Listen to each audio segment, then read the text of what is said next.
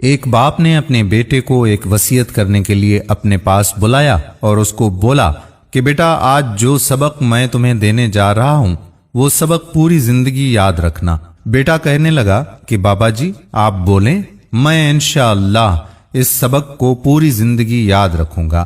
اس کے باپ نے ایک پرانی زنگ آلودہ گھڑی اٹھائی اور اپنے بیٹے کو کہا کہ بیٹا تم یہ گھڑی ایک لوہار کے پاس لے جاؤ اور اس سے بولو کہ اس گھڑی کی وہ کیا قیمت دے گا، وہ جو بھی قیمت کہے تم خاموشی سے یہ گھڑی واپس لے کر آ جانا اور وہ قیمت آ کر مجھے بتا دینا۔ وہ لڑکا گھڑی لے کر لوہار کے پاس آیا، لوہار سے کہا کہ یہ گھڑی مجھے بیچنی ہے، تو اس لوہار نے اس گھڑی کو خوب تول کر اور اندازہ لگا کر اس کو کہا کہ بھائی اس گھڑی کی کل قیمت 150 روپے سے زیادہ نہیں ہو سکتی، یہ بھی میں آپ کو دے رہا ہوں اس کی قیمت۔ ویسے تو اگر ہم لوگ اس کا حساب لگائیں تو کلو کے حساب سے یہ 30 یا 20 روپے کی بنتی ہے۔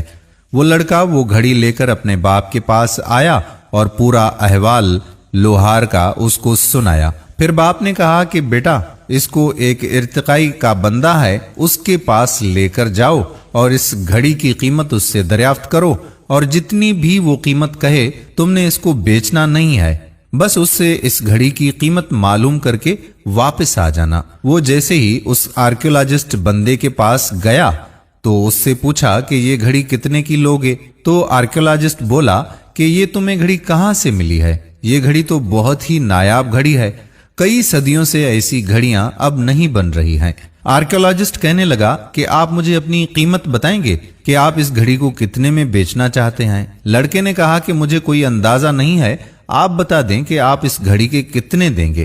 آرکیولوجسٹ بولا کہ یہ گھڑی میرے حساب سے تو کروڑوں کی ہے، مگر میں اس وقت کچھ لا کر دے سکتا ہوں، تم بتاؤ 10 سے 15 لاکھ آپ لوگے؟ لڑکے نے کہا کہ مجھے صرف اس گھڑی کی آپ سے قیمت معلوم کرنی تھی۔ وہ لڑکا واپس اپنے باپ کے پاس آیا اور ساری کہانی اپنے باپ کو بتا دی۔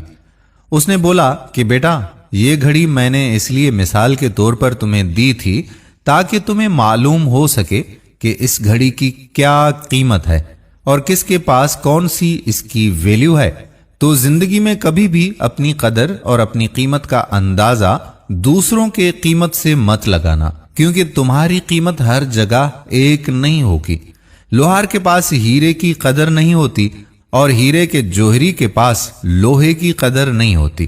اپنے آپ کو وہاں پہ بیچنا جہاں پہ تمہاری قیمت ہو، کبھی بھی اپنی کم قیمت لگنے سے مایوس مت ہو جانا۔ تو دوستو یہ تھی آج کی کہانی۔